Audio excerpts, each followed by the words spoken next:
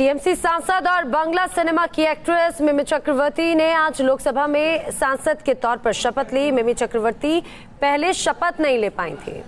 आपको बता दें कि मिमी जादवपुर लोकसभा सीट से चुनाव जीती हैं। पहली बार लोकसभा चुनाव जीतकर संसद पहुंची हैं मिमी चक्रवर्ती, जिन्होंने आपसे कुछ देर पहले सांसद के तौर पर शपथ ली है। सर्वप्रथम मैं यहाँ उपस्थित समस्त गुरुजनों को मैं अपना आभार জানাती हूँ।